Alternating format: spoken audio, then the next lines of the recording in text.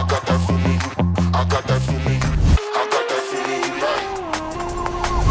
out fresh and I'm living a life. It's nothing new, I do this every time. Ito, mga regalo ko para sa mga abay ko. Unang-una sa kapatid ko, kay Mark. Kapatid kong makulit, matigas ang ulo kahit bawal, kinakain. Asawa ng kapatid ko. Ito, kasama ko rin yan. Pero nagbago naman na kami.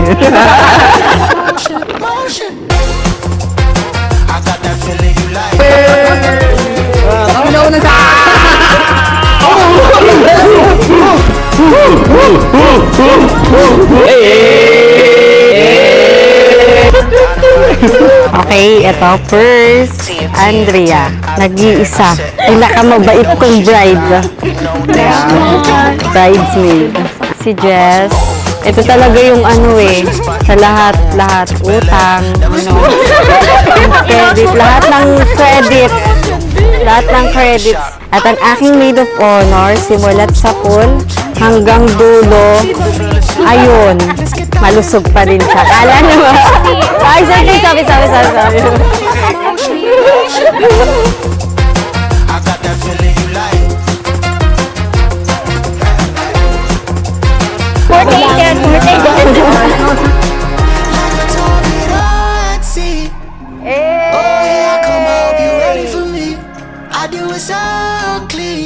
Color coordinated, red light, green light, motion. I got that feeling you like. I got that feeling you like. Motion. Yeah. TNT and a 10 out of 10. I said, braggadocious fly. You know this. 1, 2, 3, 4. Motion.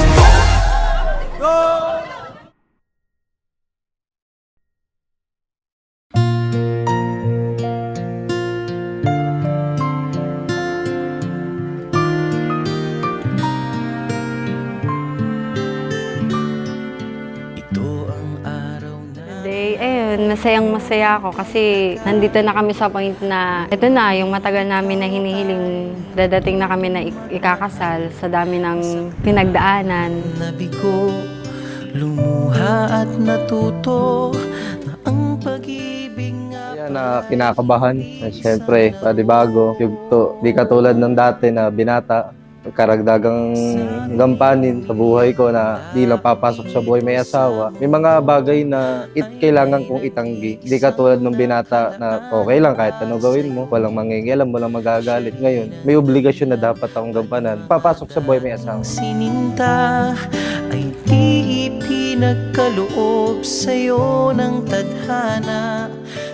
Nagkakilala kami ni JD sa isang common friend namin at saka yung kaklase niya kasi yung pinsan ko. So, kinuha niya yung number ko para makapag-usap sa akin, which is, ang sabi nga nila, wag ko daw seryosohin kasi sira ulo daw. Pero, tagal ng panahon, totoo nga. Sa dami ng pinagdaanan naming dalawa na pagsubok, hindi madali, hindi simple. Talagang masasabi mong mahirap. Pero awa naman ng Diyos, hanggang ngayon, dinulot niya pa rin na maikasal kami.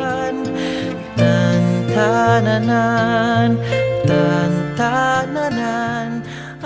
Kaklase ko yung kaibigan niya, saka yung pinsan niya. That time, nakilala ko siya nung ipinakilala ng kaibigan niya at ng pinsan niya hanggang sa nagkayayaan kaming lumabas, kumain, nagtuloy-tuloy hanggang sa nagka-developan kami, nagkaligawan, hanggang sa sinagot niya ako.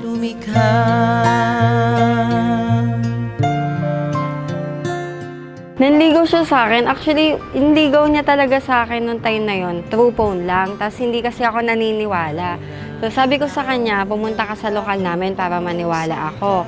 Tapos pumunta naman sila, kasama niya yung friend niya. Kaya naniwala naman ako na seryoso siya sa akin. Hanggang sa napatunayan naman niya na seryoso talaga siya sa akin. Ako nagustuhan, piniling makasama o ang swerte. Ang isa sa mga katangian niya na pinaka nagustuhan ko sa kanya, na hindi siya madamo, pangunahin sa pamilya niya. Papagbigay siya, halos dumating sa punto na mas uunahin niya pamilya niya kaysa sa sarili niya.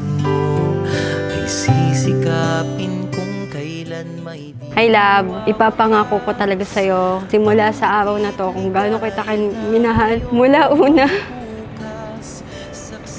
hanggang dulo. Hanggang nabubuhay ako, mamahalin talaga kita. Sa hirap at ginahawa, alam mo kung anong pinagdaanan nating dalawa. Hindi man ako maging perpektong asawa. Alam ko magiging perpekto akong mga magulang sa mga magiging anak natin. Hanggang nandito ako, susuportahan kita sa lahat ng gusto mo.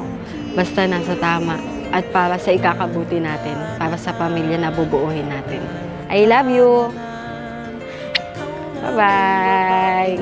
Aking papakasalan.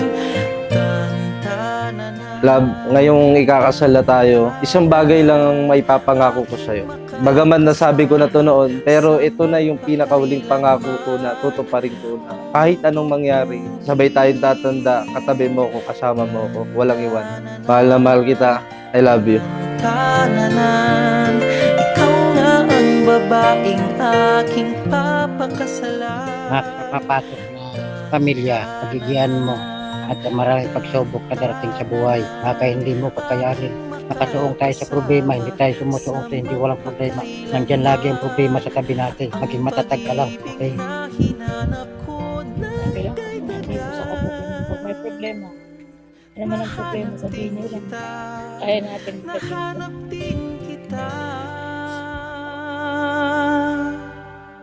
Ikaw pala sinta, nagbigay sa akin ng Diyos na lumikha.